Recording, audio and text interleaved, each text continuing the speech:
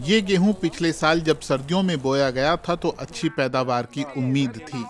कृषि उद्यमी आंद्रे वायतेंके हमें बताते हैं कि मिट्टी की उर्वरता बढ़ाने और खरपतवार को हटाने का काम कैसे होता है। लेकिन इस बार क्या होगा वो पक्के तौर पर नहीं जानते। जब फसल बोई थी तो शांति काल था और अब युद्ध काल। Так як наші воїни б'ють युद्ध के मोर्चे पर डटे सैनिकों की तरह हम गेहूं की पैदावार बढ़ाने में जुटे हैं। युद्ध का असर हर चीज पर पड़ता है। हम लोग गर्मियों का गेहूं ज्यादा उगा रहे हैं। मैं अपनी कंपनी की तरफ से ये बात कह रहा हूं कि हम लोग मक्का कम लगा रहे हैं और गेहूं की फसल ज्यादा लगा रहे हैं।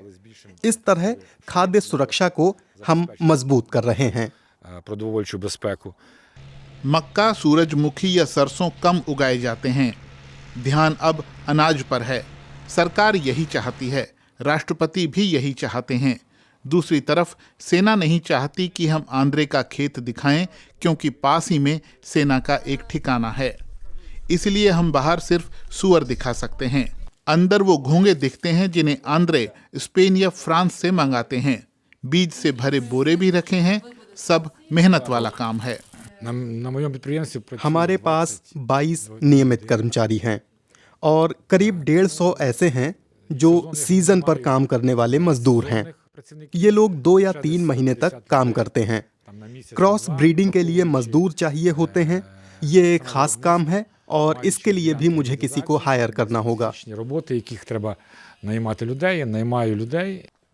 जोवकुआ के सामुदायिक केंद्र में हमारी मुलाकात मेयर ओले वोल्स्काई से होती है। उनके पास हैंडगन है और उनके फोन पर क्लाशनिकोव राइफल के साथ उनकी तस्वीरें पड़ी हैं। युद्ध इतना करीब महसूस होता है। अंदर वो हमें एक रूसी मिसाइल के अवशेष दिखाते हैं जो कुछ दिनों पहले दागी गई थी। लेकिन फिलहाल उनकी जंग अगली फसल को लेकर है। Багато чоловіків пішло добровільно. ज्यादातर लोग अपनी मर्जी से लड़ाई में गए।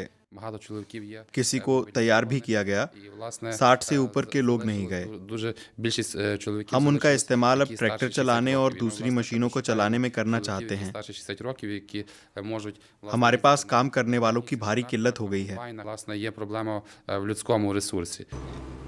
रूस के साथ साथ यूक्रेन को दुनिया का धान का कटोरा कहा जाता है। सरकार के मुताबिक यूक्रेन के किसान हर महीने 40 लाख टन से ज्यादा अनाज निर्यात किया करते थे, लेकिन अब कुछ लाख टन ही निर्यात हो पाता है।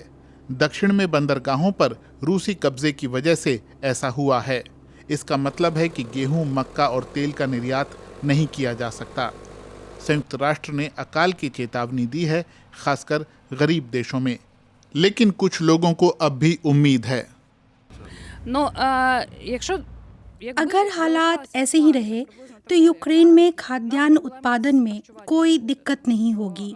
अगर यूक्रेन 10 करोड़ टन अनाज पैदा करे और आधा निर्यात कर दे और मान लीजिए कि फसल भी 2 बार खराब हो जाए, तब भी हम लोग भूखे नहीं रहेंगे। Врожай в нас знизився навіть в 2 рази. Ми б не लेकिन इसका खमियाजा वो देश भुगतेंगे जो यूक्रेन के सरप्लस उत्पादन पर निर्भर रहते हैं। यूक्रेन उन तक गेहूं पहुंचाने के लिए यूरोपीय संघ के जरिए कोई रास्ता निकालेगा।